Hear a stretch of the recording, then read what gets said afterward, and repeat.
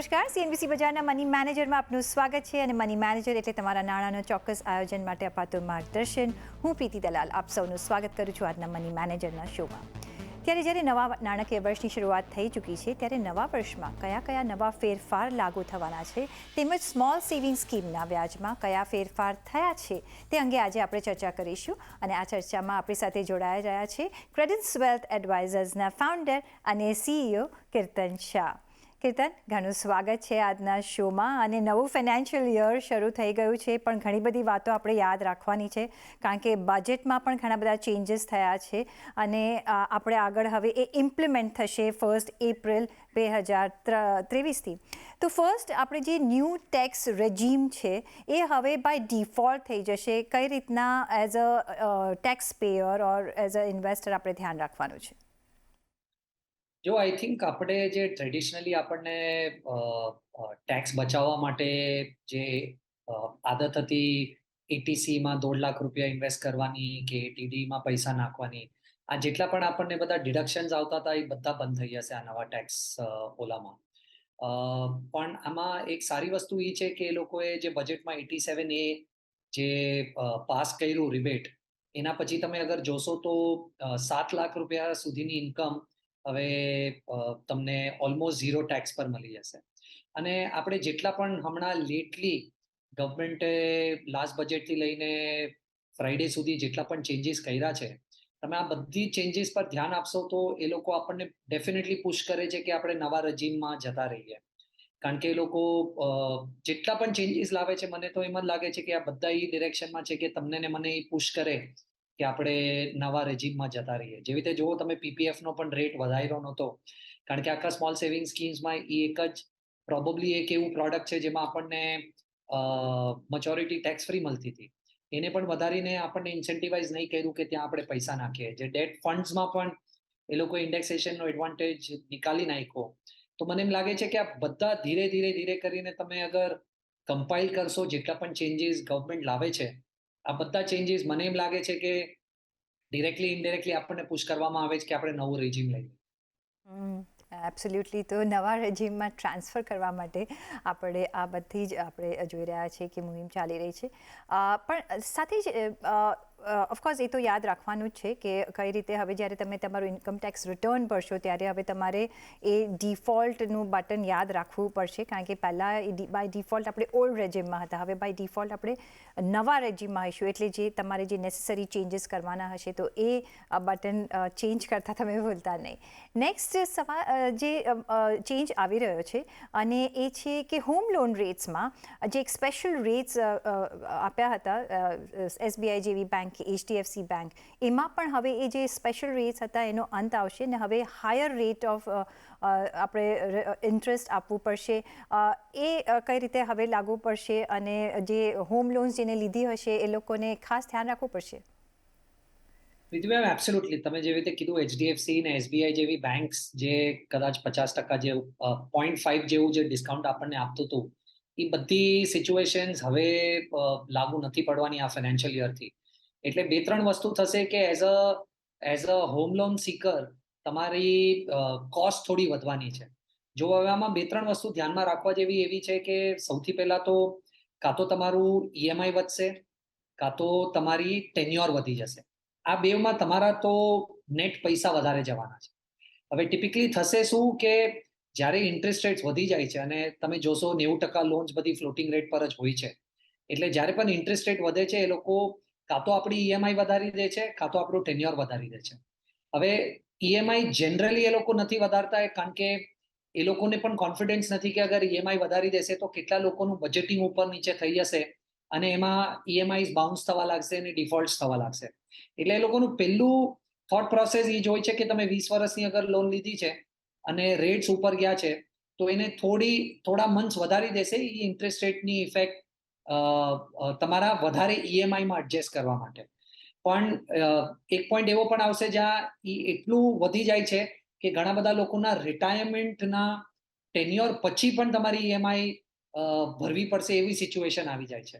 એટલે એ લોકો એક ફાઇન બેલેન્સ મેન્ટેન કરે છે કે તમારું ટેન્યોર ક્યાં સુધી વધે અને એના પછી તમારી ઈએમઆઈ વધારવાનું ચાલુ કરી દે છે. તો મને એમ લાગે છે કે જ્યારે પણ તમે હોમ લોન લો કાં તો નવી લો છો કાં તો જૂની લો છો, આ ધ્યાનમાં ડેફિનેટલી રાખવું જરૂરી છે કે ઇન્ટરેસ્ટ રેટ્સની વજહથી તમારી ઈએમઆઈઝની ટેન્યોર કાં તો અમાઉન્ટમાં થોડું ઉપર નીચે થશે તો ડેફિનેટલી 6 થી 12 મહિના જેટલી ઈએમઆઈનું પ્રોવિઝન તમારે કન્ટિન્જન્સી ફંડમાં મારા હિસાબે રાખવું જોઈએ અગર તમારું પ્લાનિંગ બહુ કટ ટુ કટ છે. તો જો પ્લાનિંગ કટ ટુ કટ હોય, તમારું જે મંથલી જે ઈએમઆઈસ તમે પેમેન્ટ કરતા હશો, તો એના માટે એક તમારે થોડું લેવરેજ રાખવું પડશે, કારણ કે હવે તમારી ઈએમઆઈ વધી શકે છે, કારણ કે જે સ્પેશિયલ પ્રોવિઝન હતું એ હવે એન્ડ થવાનું છે 1 એપ્રિલ થી. સાથે જે બીજો સિનિયર સિટીઝનને એક થોડો બેનિફિટ આપવામાં આવ્યો હતો અંડર વી કેર સ્કીમ, જે આઈ થિંક એસબીઆઈ અને આઈડીબીઆઈ બેંક જેવા બેંક્સ ઓફર કરતા હતા, અને એમાં એક એમને 50 બેઝિસ પોઈન્ટનો એક એડવાન્ટેજ મળતો હતો ઇન્ટરેસ્ટ પર. એમાં પણ હવે એ પણ એન્ડ થઈ ગઈ છે. તો senior citizen point of view આ એક મોટો આઈ થિંક માર પડી શકે છે. ડેફિનેટલી તમે જોશો કે ગવર્મેન્ટને પણ હવે રિયલાઇઝ થવા લાગે છે કે બહુ ઇન્ટરેસ્ટ રેટ્સ જે વધે છે એમાં બેઉ જે લોન લે છે અને જે લોન દે છે બેઉમાં ફાઇન એક બેલેન્સ કરવું પડશે, નહીતર બહુ ડિફિકલ્ટ થઈ જશે આ ઇન્ટરેસ્ટ રેટ સિચ્યુએશન મેનેજ કરવી. કારણ કે અગર તમે જોશો છેલ્લા 12 મહિનામાં 18 મહિનામાં ઇન્ટરેસ્ટ રેટ્સ એટલા સિગ્નિફિકન્ટલી ઉપર જતા રહ્યા છે કે આજથી 12-18 મહિના પહેલા તમે કઈ પ્લાનિંગ કરી હોત વર્સિસ આજે એમાં બહુ સિગ્નિફિકન્ટ ડિફરન્સ આવી જશે. તો ડેફિનેટલી આજે 50 પૈસા ઓછા કર્યા છે, પણ એની સામે એ લોકોએ સિનિયર સિટીઝન સેવિંગ સ્કીમમાં 20 પૈસા વધારી દીધા છે, જે તમારું 8% હતું એને 8.2 કરી નાખ્યું છે. એટલે પ્રીતિમેમ મને એમ લાગે છે કે થોડું ફાઇન બેલેન્સ કરીને ચાલવું પડશે, નહીતર આ લાયબિલિટીઝ મેનેજ કરવી બહુ મુશ્કેલ પડી જશે ઇન્સ્ટિટ્યુશન્સને. તો ક્યાંક ઇન્સ્ટિટ્યુશન્સ માર ખાશે ને ક્યાંક રિટેલ ઇન્વેસ્ટર્સ પોતાના ડિપોઝિટ્સ પર થોડું માર ખાશે. આઈ થિંક ફાઇન બેલેન્સ કરીને ચાલવું પડશે, નહીતર જેટલી તેજીથી ઇન્ટરેસ્ટ રેટ્સ વધ્યું છે થોડું ડિફિકલ્ટ થઈ જશે આ ઇકોસિસ્ટમ મેનેજ કરી શકવું. એબ્સોલ્યુટલી.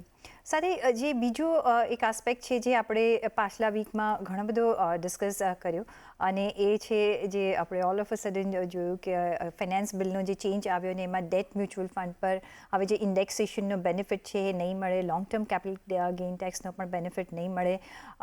એને લાગતા એ પણ પ્રાવધાન હવે 1 એપ્રિલથી જ શરૂઆત થઈ જશે, અને જે વાઇઝર હશે, જેને આપણો કીર્તન આપણે એક એમાં યુટ્યુબ લિંક પણ કરી હતી અને આપણે લાઈવ ગયા હતા, તો એમણે 31 માર્ચ પહેલાં થોડું રોકાણ કરી દીધું હશે, જે ડેટ લવર્સ હશે એ. પણ જેમણે નથી કર્યું એમને શું ધ્યાનમાં રાખવાનું છે હવે 1 એપ્રિલ ઓનવર્ડ્સ? મને એમ લાગે છે જો બે ટાઈપના, જે આપણે એ લિંકમાં પણ વાત કરેલી, બે ટાઈપના ઇન્વેસ્ટર્સ છે. એક છે જે કહે છે કે મને એક ફિક્સ રિટર્ન જોઈએ છે અને મને એક ફિક્સ મેચ્યોરિટી જોઈએ છે. જો એ લોકો એવા ઇન્વેસ્ટર્સ પાસે બે જ ઓપ્શન છે મારા હિસાબે, કાં તો તમે ફિક્સ ડિપોઝિટ કરી શકો છો, કાં તો તમે મ્યુચ્યુઅલ ફંડ્સમાં એક ટાર્ગેટ મેચ્યોરિટી ફંડ કરીને એક કેટેગરી આવે છે, જેમાં તમને મોર ઓર લેસ ખબર છે કે મેચ્યોરિટી મારી ક્યારે છે ને મને કેટલું રિટર્ન મળશે. તો અગર તમને ફિક્સ દિવસે પૈસા પાછા જોઈએ છે અને ફિક્સ રિટર્ન જોઈએ છે તો તમારી પાસે આ બે વિકલ્પ છે. આના સિવાય તમે કોર્પોરેટ એફડીઝ પણ કરી શકો છો અને ઘણું બધું કરી શકો છો. પણ મારા હિસાબે ધ્યાન શું રાખવાની જરૂરત છે, જ્યારે તમે મ્યુચ્યુઅલ ફંડ્સમાં પૈસા નાખો છો, રાઈટ, ટાર્ગેટ મેચ્યોરિટી ફંડની વાત કરું છું, તો નાખી ખાલી આપણને ખબર છે કે મેચ્યોરિટી ક્યારે થવાની છે કે રિટર્ન કેટલું મળશે, પણ એની સાથે ડાયવર્સિફિકેશન પણ છે. તમે એમાં પૈસા નાખશો તો એક સાથે 8-10 અલગ અલગ બોન્ડ્સમાં, પીએસયુ બોન્ડ્સમાં કે સ્ટેટના કે ગવર્મેન્ટની એફડીઝમાં પૈસા લાગે છે, તો એક ડાયવર્સિફિકેશન પણ મળે છે. પણ હા, તમને અગર ગેરંટીડ રિટર્ન જોઈએ છે ને ગેરંટીડ મેચ્યોરિટી જોઈએ છે, આ 3-4 ઓપ્શન છે. પણ મારા હિસાબે અગર કોઈ પણ ફિક્સ્ડ ઇન્કમ ઇન્વેસ્ટિંગ કરવા માંગે છે અને એની પાસે 3-5 વર્ષનો ઇન્વેસ્ટમેન્ટ હોરાઇઝન છે, તો મને નથી લાગતું કે ડેટ મ્યુચ્યુઅલ ફંડ અનઅટ્રેક્ટિવ થઈ ગયું છે, કારણ કે ઇન્ડેક્સેશન એડવાન્ટેજ જતું રહ્યું છે. મારા હિસાબે આજે પણ તમે અગર 3 વર્ષના વ્યૂથી ડેટ મ્યુચ્યુઅલ ફંડમાં પૈસા રોકશો તો આજથી 3 વર્ષ પછી ફિક્સ ડિપોઝિટ આપે છે, એના કરતાં તમને ડેફિનેટલી એક સારું એક્સપિરિયન્સ થશે રિટર્ન્સમાં પણ અને ડાયવર્સિફિકેશનમાં પણ અને લિક્વિડિટીમાં પણ, કારણ કે તમે આ મ્યુચ્યુઅલ ફંડ્સમાંથી ક્યારે પણ પૈસા નીકાળી શકો છો. તો મને એમ લાગે છે કે સોફિસ્ટિકેટેડ ઇન્વેસ્ટર્સ માટે, કે જેને થોડી સમજ પડે છે ડેટમાં ઇન્વેસ્ટ કરવાની, હજી પણ ડેટ મ્યુચ્યુઅલ ફંડ્સ સિલેક્ટ કરશે.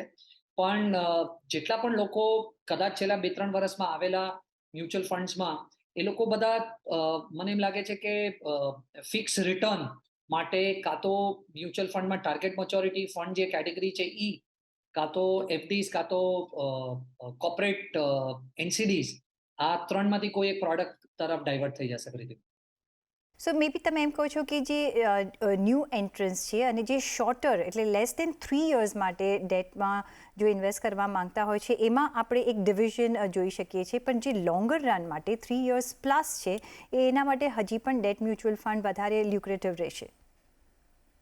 100%. જી. સાથે જે બીજો એક મેસિવ ચેન્જ આવ્યો ને એ તો બજેટમાં જ અનાઉન્સ થઈ ગયો હતો ને આપણે બજેટને દિવસે જોયું હતું કે માર્કેટ ઉપર જઈ રહ્યું હતું ને એ જે અનાઉન્સમેન્ટ આવ્યું ત્યારે આપણે માર્કેટની નીચે જતા જોયું અને એમાં આપણે જોયું કે ઇન્સ્યોરન્સ પ્રીમિયમ પર જો તમારા પ્રીમિયમ 5 લાખથી વધારે હોય છે તો હવે એ ટેક્સેબલ થઈ જશે, જ્યારે રીતે કે આપણે યુલિપ્સ પર ને એના પર હવે 1 એપ્રિલથી આ રૂલ લાગુ થઈ જશે. આને કઈ રીતે આપણે ધ્યાનમાં રાખવાનું રહેશે જ્યારે આપણે ઇન્સ્યોરન્સ પ્રીમિયમ પે કરીએ છીએ ત્યારે?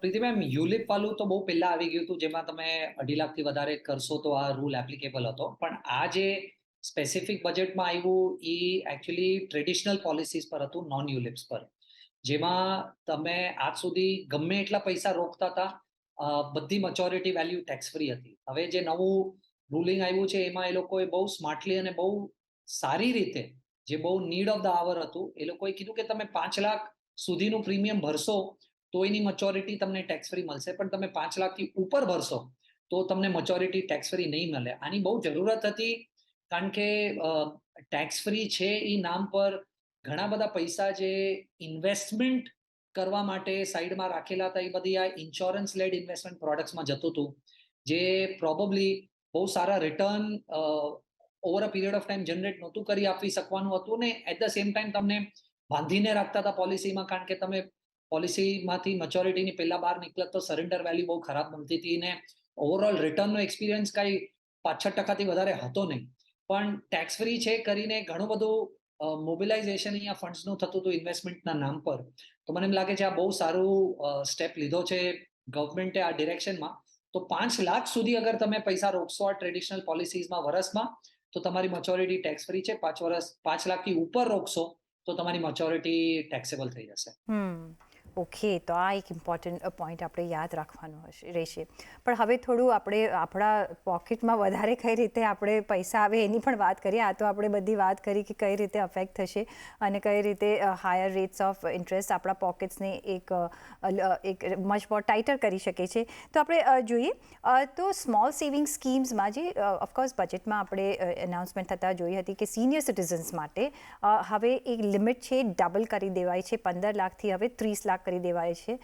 એટલે એટલું ઇન્વેસ્ટમેન્ટ પર ઈચ સિનિયર સિટીઝન કરી શકશે. અને પ્લસ કમ 1 એપ્રિલ એક ક્વાર્ટર માટે આપણે જોયું છે કે સ્મોલ સેવિંગ સ્કીમ્સમાં પછી પીપીએફ હોય, ઈપીએફ હોય, સુકન્યા સમૃદ્ધિ સ્કીમ હોય, એમાં પણ હવે ઇન્ટરેસ્ટ રેટ્સમાં વધારો કરવામાં આવ્યો છે, એટલે આપણને વધારે રિટર્ન્સ મળશે.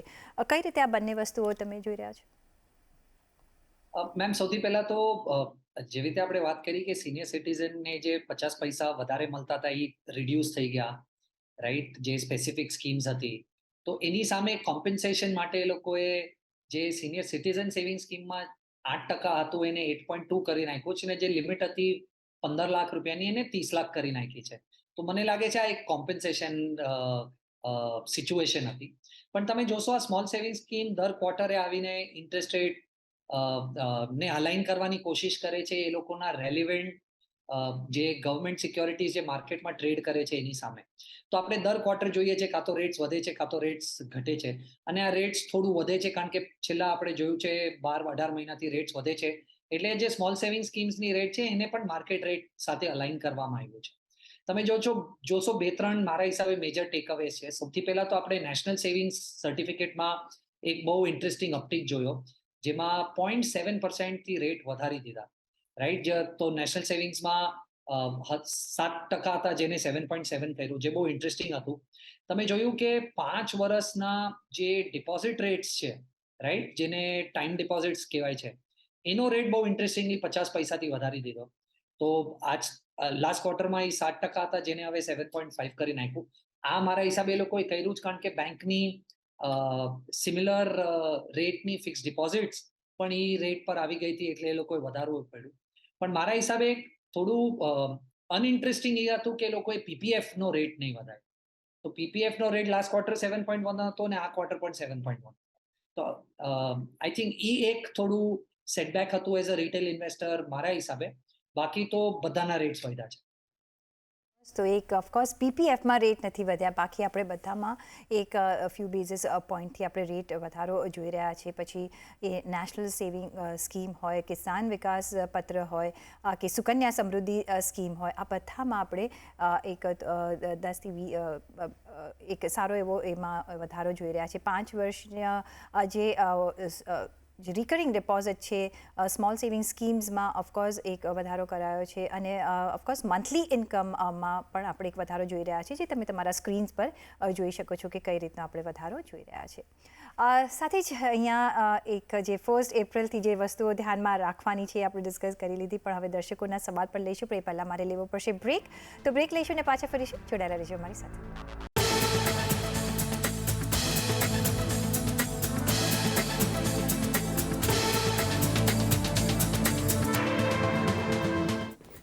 બ્રેક પછી આપનું સ્વાગત છે અને હવે લઈશું દર્શકોના સવાલોના જવાબ. તો પહેલો જે સવાલ કીર્તન આવી રહ્યો છે સંતોષ પરમારનો. એ પૂછી રહ્યા છે કે જો હું નવો ટેક્સ રિજીમ પસંદ કરું તો મારે માટે ELSSમાં રોકાણ કરવાનું શું પોસિબલ થઈ રહેશે કે નહીં? જી. તો આઈ થિંક જો આપણે બધા ELSSમાં ઇન્વેસ્ટ એટલે કરતા હતા કારણ કે તમે ELSSમાં ઇન્વેસ્ટ કરો તો તમને 1.5 લાખ રૂપિયાનું જે ડિડક્શન મળતું હતું એનાથી બહુ ફાયદો થતો. તો મને એમ લાગે છે કે ELSS એઝ અ સ્કીમ ખરાબ નથી. તમને ATC નો એડવાન્ટેજ મળે છે કે નથી મળતો, પણ તમે જ્યારે નવા રેજીમમાં જશો ત્યારે ATC છે જ નહીં. એટલે તમે ELSSમાં જ્યારે ઇન્વેસ્ટ કરો તો તમારે 1.5 લાખ રૂપિયાના થોટ પ્રોસેસથી ઇન્વેસ્ટ નથી કરવાનું, પણ શું એ સ્કીમ તમારા ફાઇનાન્શિયલ પ્લાનમાં કે એસેટ એલોકેશનમાં બેસે છે કે નહીં એ હિસાબે જોવાનું છે. મને એમ લાગે છે તમારી પાસે 8-10 વર્ષનો સમય છે અગર ઇન્વેસ્ટ કરવા માટે, તો તમે પ્યોર ઇક્વિટી ફંડ્સમાં ઇન્વેસ્ટ કરશો તો એનાથી તમને રિસ્ક એડજસ્ટેડ રિટર્નનો એક્સપિરિયન્સ બહુ વધારે સારો થશે વર્સિસ હાઇબ્રિડ. પણ હા, અગર તમારી પાસે 3-5 વર્ષ હોય તો હાઇબ્રિડ એક બેટર ઓપ્શન છે. તો મને એમ લાગે છે કે સૌથી પહેલા તો ધ્યાનમાં રાખો કે ટેક્સ એડવાન્ટેજ નથી મળવાનો, તો એ તમારો થોટ પ્રોસેસ ના હોવો જોઈએ ELSSમાં ઇન્વેસ્ટ કરવાનો. તમારી પાસે 8-10 વર્ષ છે તો પ્યોર ઇક્વિટી સ્કીમ્સમાં જાઓ, ELSS નહીં કરો. પણ તમારી પાસે અગર 3 થી 4 વર્ષ કે 5 વર્ષ છે ઇન્વેસ્ટ કરવા માટે, તો ELSS ચૂઝ કરો. ટેક્સ એડવાન્ટેજ જતો રહ્યો છે. પણ તમારા જે તમે રોકાણ છે એ ટેક્સ પોર્સે તમે નહીં કરતા, તમારો ટેન્યોર પ્રમાણે તમારે ચૂઝ કરવાનું રહેશે કે કેટલા તમારે ટેન્યોર માટે તમે ઇન્વેસ્ટેડ રહેવા માંગો છો, અને એ પ્રમાણે તમારે પ્રોડક્ટ ચૂઝ કરવો પડશે. નેક્સ્ટ સવાલ જે આવી રહ્યો છે જીગર ગોરડિયાનો આવી રહ્યો છે. એ કહી રહ્યા છે કે એમની ઉંમર 30 વર્ષની છે. એમને 5 મ્યુચ્યુઅલ ફંડમાં 10, 15 અને 30 વર્ષ માટે રોકાણ કર્યું છે. દરેકમાં 3-3 હજારનું રોકાણ કરી રહ્યા છે. મિડલ લાઈફમાં આવતા ખર્ચ અને નિવૃત્તિ માટેના આ રોકાણ છે, એટલે મિડ લાઈફ ક્રાઇસિસ માટે આ ઇન્વેસ્ટમેન્ટ કરી રહ્યા છે. એમના ફંડ છે Tata digital India, Axis small cap, Axis mid cap, SBI Nifty index, SBI retirement. અને મારો આ ઇન્વેસ્ટમેન્ટ પ્લાન બરાબર છે અને સ્કીમ શું યોગ્ય છે કે નહીં, એ એમનો સવાલ છે. જી કીર્તન. તો આઈ થિંક સૌથી પહેલા તો કારણ કે એમની પાસે 10, 15 ને 30 વર્ષ છે, આઈ થિંક એમની પાસે ઘણો સમય છે. અગર ઇન્વેસ્ટમેન્ટ બરાબર રીતે કરશે તો કમ્પાઉન્ડિંગનો બહુ સારો એડવાન્ટેજ મળશે. 1. સેકન્ડ, મને એમ લાગે છે કે એમણે જે સ્કીમ લીધી છે એમાં 2 પ્રોબ્લેમ્સ છે. સૌથી પહેલા તો એક્સિસ જે મ્યુચ્યુઅલ ફંડ છે એ AMCમાં એમનું કોન્સન્ટ્રેશન વધારે છે. અને સેકન્ડ, કારણ કે એમની પાસે 10 વર્ષ, 15 વર્ષ ને 30 વર્ષ છે, મને એમ નથી લાગતું કે એમને હાઇબ્રિડ ફંડમાં પૈસા લગાડવા જોઈએ. એમણે પ્યોર ઇક્વિટી ફંડમાં જવું જોઈએ, કારણ કે જે મેં લાસ્ટ ક્વેશ્ચનમાં પણ કીધું, મને એમ લાગે છે કે રિસ્ક રિટર્નનું એક્સપિરિયન્સ એમને ઇક્વિટી ફંડમાં સારું થશે. તો એ થોટ પ્રોસેસથી મને એમ લાગે છે કે સૌથી પહેલા તો એમણે એક્સિસ મિડ કેપ જે ફંડ છે એમાંથી બહાર નીકળી જવું જોઈએ, અને SBI રિટાયરમેન્ટ ફંડમાંથી બહાર નીકળી જવું જોઈએ.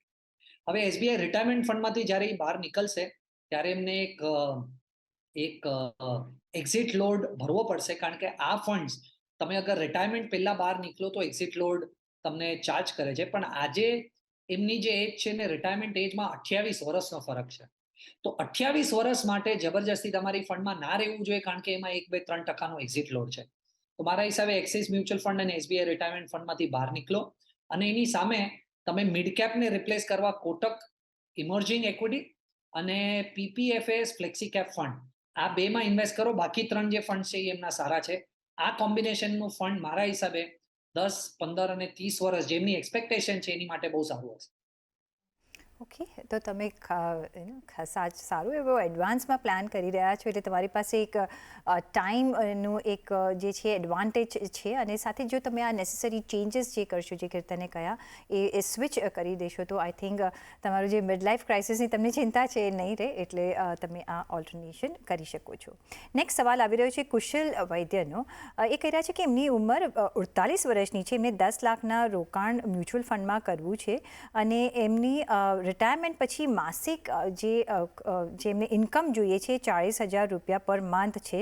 તો કયા એવા મ્યુચ્યુઅલ ફંડમાં રોકાણ કરવું જોઈએ જેથી એમની જે 40,000 રૂપિયા પર મંથ જોઈએ છે એમને મળી રહે? મને એમ લાગે છે કે થોડા એમ્બિશિયસ છે એમના ટાર્ગેટને લઈને. હું તમને કહું છું કેમ, કારણ કે અગર એ આજે 48 છે ને આપણે અઝ્યુમ કરીએ કે 12 વર્ષ પછી 60મા વર્ષે રિટાયર થશે, તો 40,000 રૂપિયા અગર એમને દર મહિને જોતા હોય તો એમની પાસે 80 લાખ રૂપિયાનું કોર્પસ જમા થવું જોઈએ આજથી 12 વર્ષે. હવે 80 લાખ રૂપિયા જમા કરવા એટલે તમે કહો છો કે આજે હું 10 લાખ નાખીશ, 80 લાખ થઈ જશે 12 વર્ષમાં. એની માટે તમારે 19% રિટર્ન CAGR તમારે જનરેટ કરવું પડશે આજથી 12 વર્ષે. મને એમ લાગે છે 19% રિટર્ન કન્ટિન્યુઅસ CAGR 12 વર્ષ માટે થોડું એમ્બિશિયસ છે. તમે અગર લાર્જ મિડ સ્મોલનો એક બહુ સારો પોર્ટફોલિયો પણ બનાવી લો અગ્રેસિવ ઇન્વેસ્ટમેન્ટ્સના કમ્પેરિઝનમાં, તો એ મને એમ લાગે છે તમે 15% જેવું રિટર્ન વધારેમાં વધારે અઝ્યુમ કરો તો થોડું તો પણ રિયલિસ્ટિક રહેશે. હવે તમે અગર 10 લાખ રૂપિયા આજે નાખો છો અને 15% અઝ્યુમ કરો છો, તો એ આજથી 12 વર્ષ પછી તમારી પાસે એટલા જ પૈસા જમા થશે જેનાથી તમને 25,000 રૂપિયા દર મહિને મળી શકશે. અઝ્યુમ કરું છું કે તમે રિટાયરમેન્ટ પછી, કારણ કે બહુ રિસ્ક નહીં લઈ શકો એટલે 6% જેવું રિટર્ન મળશે. તો મને એમ લાગે છે જે 40,000નું એમનું ટાર્ગેટ છે થોડું સ્ટીપ છે. એમને કાં તો 10 લાખ રૂપિયા કરતાં વધારે પૈસા નાખવા પડશે, કાં તો એમનું જે 40,000ની એક્સપેક્ટેશન છે એને 25,000 પર લાવવી પડશે. મારા હિસાબે અગર એમને પોર્ટફોલિયો બનાવવું છે તો 5 ફંડ્સનું એક પોર્ટફોલિયો આપું છું જેમાં એમણે ઇક્વલી પૈસા ડિસ્ટ્રીબ્યુટ કરી દેવા જોઈએ, અને એક સાથે ના નાખે. આજે લિક્વિડ ફંડમાં નાખે ને વીકલી એસટીપી કરે આજથી 3-6 મહિના માટે. તો એમણે Kotak emerging, Quant mid cap, Axis small cap, Nippon small cap અને PPFAS ફ્લેક્સી કેપમાં નાખવું જોઈએ. હવે આ થોડો અગ્રેસિવ પોર્ટફોલિયો છે, કારણ કે એમની જે એક્સપેક્ટેશન છે 19%ની તો બહુ અગ્રેસિવ છે, પણ ધારી લો કે 15% પણ આપણે જનરેટ કરવું છે તો એની માટે થોડું આપણે મિડ કેપ સ્મોલ કેપમાં એક્સપોઝર લેવું પડશે. એ ધ્યાનમાં રાખીને આ પોર્ટફોલિયો મેં એમને સજેસ્ટ કર્યો છે. તો એક ઓફકોર્સ તમને અગ્રેસિવ બાય નેચર લાગશે, પણ તમારા જે રિક્વાયરમેન્ટ છે એ ધ્યાનમાં રાખીને તમને આ 5 ફંડ સજેસ્ટ કરવામાં આવ્યા છે. અને તમારે જે ફંડ્સ ડિપ્લોય કરવાના છે, જે એવરી મંથ મૂકવાના છે, તમારી પાસે 12 વર્ષનો સમય છે, એ ધ્યાનમાં રાખીને આ એક સ્ટ્રેટેજી તમારા માટે કીર્તને સજેસ્ટ કરી છે. પણ ઓન દેટ નોટ કીર્તન, રજા લેવાનો સમય થઈ ગયો છે, અને તમારો આભાર આજે અમારી સાથે જોડાવા બદલ.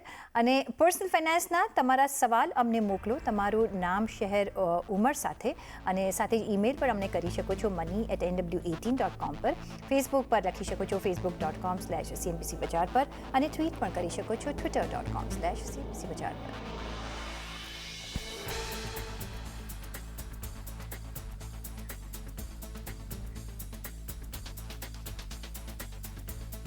અને આ સાથે જ મની મેનેજરના આ એપિસોડમાં બસ અત્યારે આટલું જ. પાછા મળીશું નેક્સ્ટ એપિસોડમાં. ત્યાં સુધી આપજો રજા. નમસ્કાર.